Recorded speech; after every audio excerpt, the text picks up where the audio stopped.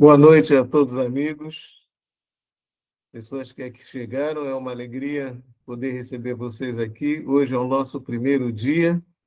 E antes de eu falar qualquer coisa, eu gostaria de convidar aqueles que puderem para fechar os olhos e vamos fazer uma oração. Oremos. Santo, santo, santo és tu, Senhor. Obrigado pela oportunidade que temos de estar aqui, iniciando um novo grupo.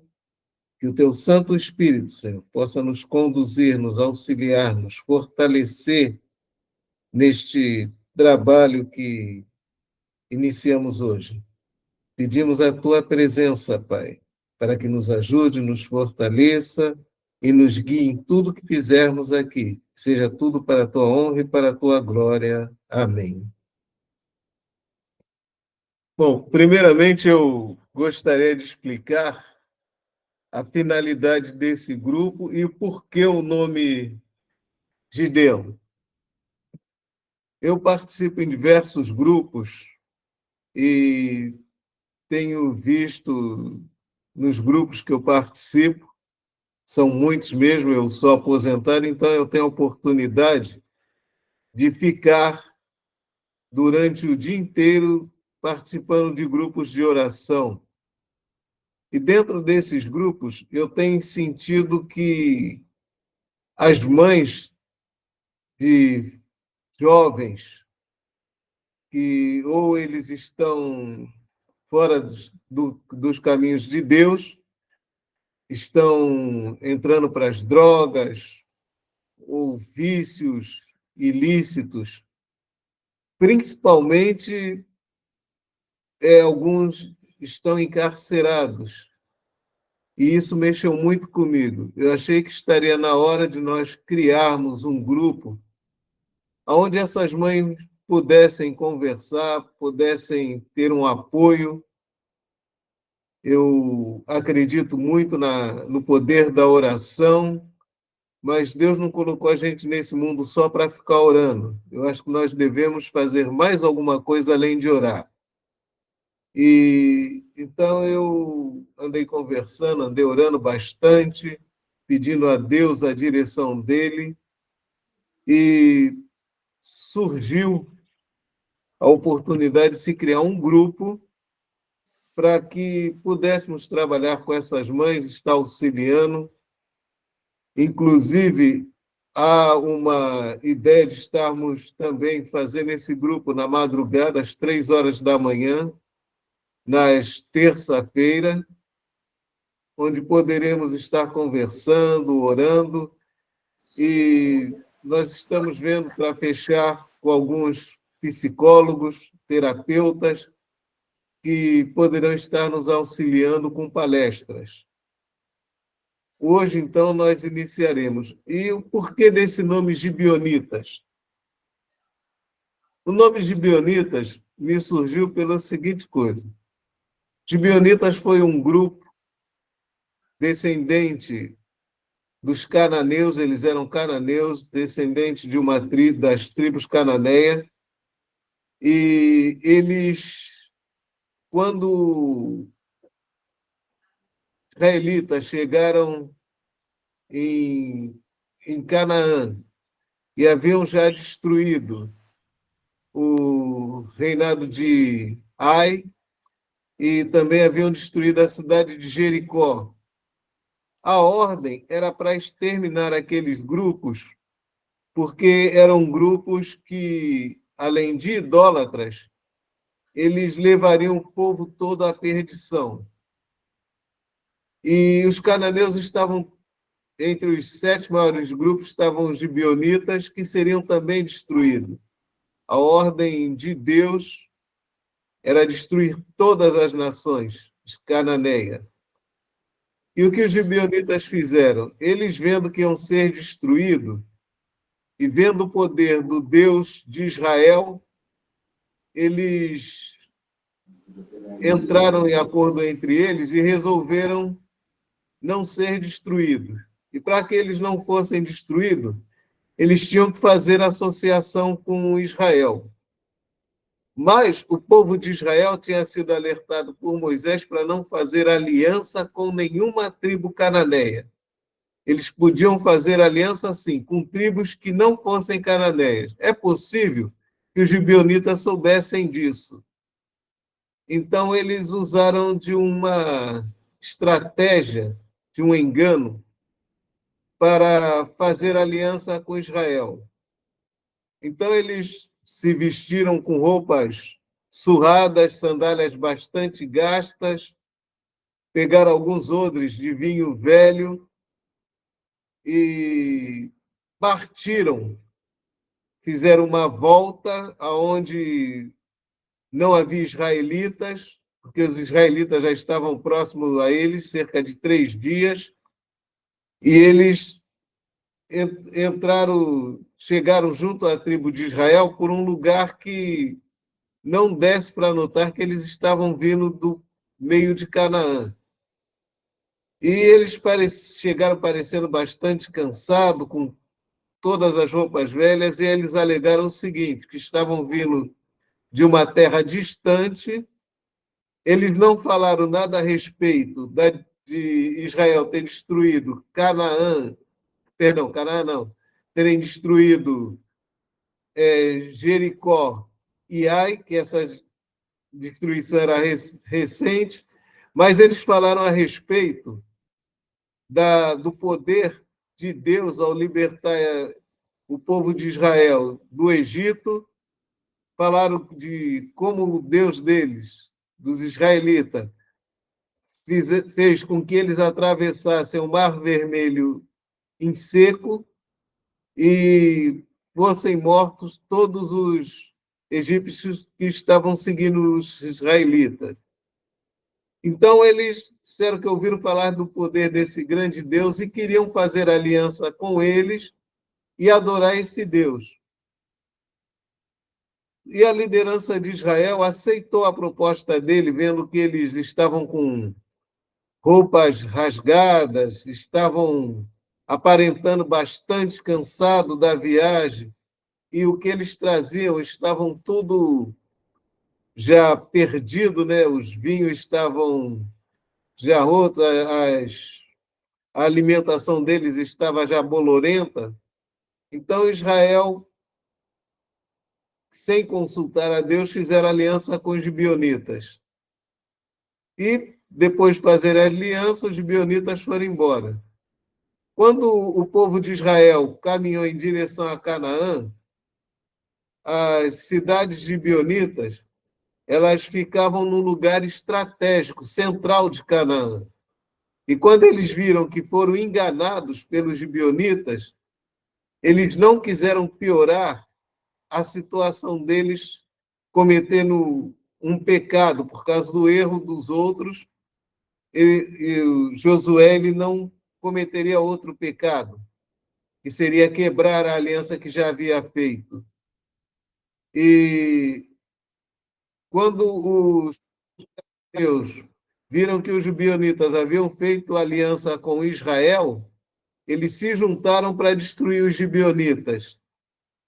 E os gibeonitas pediram socorro para o povo de Israel. Então, quando eles pediram socorro, Josué consultou a Deus para saber se deveria ou não recorrer, e socorrer os gibeonitas. E quando Deus viu que eles haviam feito uma aliança com os gibeonitas e havia feito um concerto de amizade com eles, e os gibeonitas se voltariam para o Deus de Israel, Deus mandou que ele fosse em socorro dos gibeonitas. Então, eles partiram, foram em socorro dos gibeonitas e conseguiram libertar os gibeonitas, salvar eles.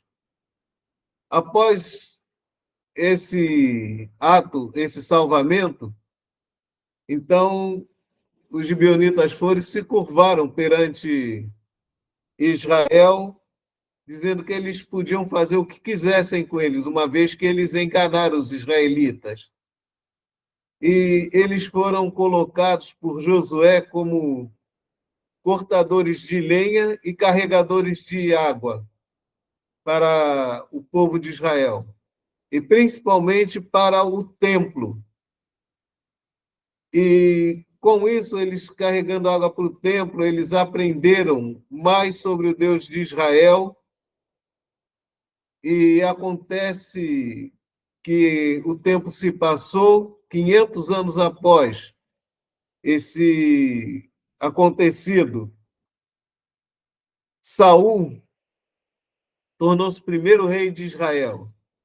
E durante o reinado dele, ele quis terminar de eliminar os cananeus que ainda não tinham sido eliminados. E dentre esses cananeus, ele matou alguns gibeonitas. E após a morte de Saul, Davi assumiu o trono. Quando Davi assume o trono, alguns anos depois, aparece uma seca do nada em Jerusalém. O povo de Davi, povo israelense, todo com as suas cidades em seca, sem chuva, sem ter o que comer. E Davi consultou a Deus o que estava acontecendo. E Deus falou que o que estava acontecendo, a seca, era por causa de Saul ter matado os gibeonitas, que tinham uma aliança com o povo de Israel. Eles não poderiam ser destruídos. Então Davi chamou os gibeonitas e perguntou o que ele podia fazer para aplacar aquele problema que havia causado por causa dos gibeonitas mortos por Saul. E os gibeonitas pediram a Davi que ele entregasse 7 descendentes de Saul para que fossem enforcados. E isso ficaria paga a dívida com o povo gibeonita. E assim Davi fez. Entregou 7 descendentes de Saul, e eles foram enforcados, e quando eles foram enforcados, a chuva voltou a cair em Israel,